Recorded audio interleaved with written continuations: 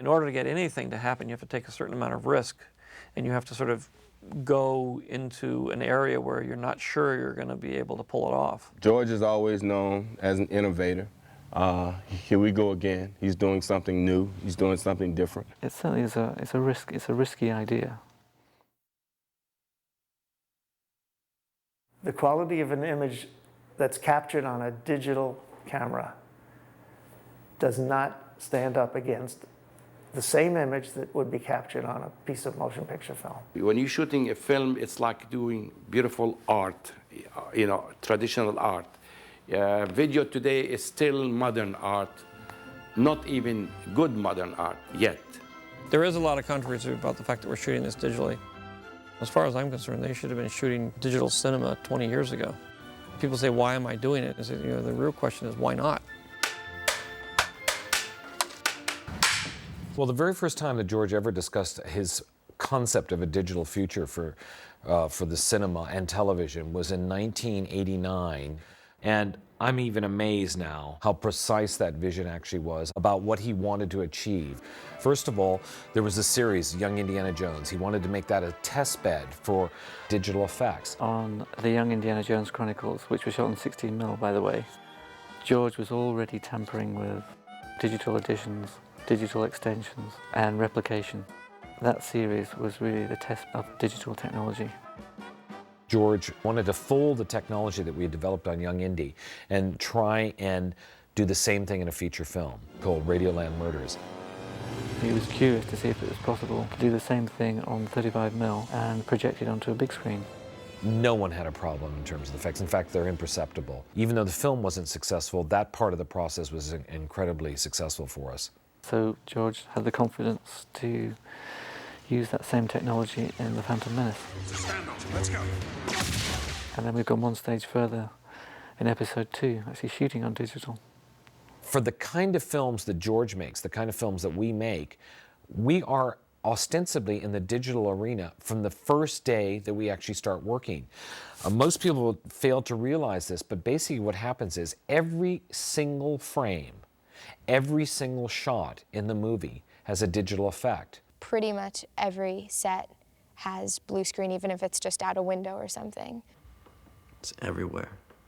I think I've been on one set where there hasn't been any blue screen. So for us to shoot in film and then scan it into a computer is a ridiculous process. Right now we can shoot on high def, and 50 minutes after we shoot a 50-minute cassette, it's inside the computer. Well, yes, this is the day shooting. There's no more laboratory, it's now on tape. Sound and picture on the same recording device, sunk automatically for us to put in on the computers. It's all on this one thing. What's the camera? What's the camera? What's the camera?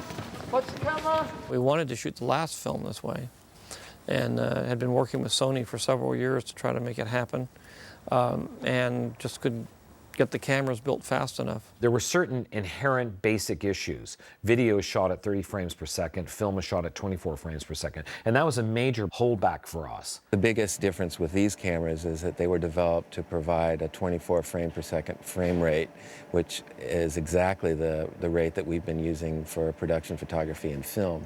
So it means that when they scan it onto film, you have one video frame to every film frame. The next big problem that we had was, of course, not just the camera, but the lenses. The lenses that come with the camera were not acceptable to acquire this widescreen format that we shoot. So the only place I could go to then was Panavision. Yeah, they're computer design lenses, focusing on a very small target. The actual chips that are in the camera are smaller than a 35mm film image. That meant the performance of the lens actually had to be better than a 35mm lens, since you were using a smaller area to image the entire high-resolution frame on. The depth of field, the clarity, the sharpness of the image, the brightness was something that still just knocked us off our feet.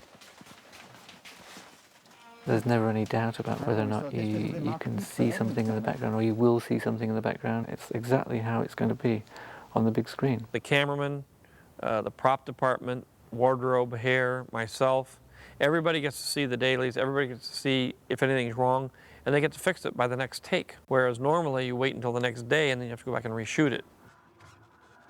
The mobility of the film camera is still better than digital. I could move the Nariflex, move all of the work, go all over the mountains with any temperature and shoot. We spent years in the film industry trying to get the camera free. Now suddenly we're tied to cables again. On this show, we've got to plug 7 cables into the camera. An HD, a time code, a gen lock, 2 audios, and data. The camera, to be honest, does feel a bit cumbersome. It's pretty long, it's unwieldy. But already, you know, even since we started, they've made a new zoom lens. It's half the size, half the weight. And next year, the camera's going to be half the size. I am sure it will improve eventually. Digital is work in progress. Breathing down the neck of the film camera. It doesn't mean that technology is going to make the film any better. That has nothing to do with art. Technology is used to tell a story, and that's the whole point. It's really the filmmaker and the storyteller and how well they're able to tell the story that counts in the end. The techniques they use are really a byproduct of that. Thanks, folks. First up in the morning, the other pod will come in. We'll take the grey pod out tonight. Heads. And we'll start with scene 5. Can we get the charts for it? So that's a wrap.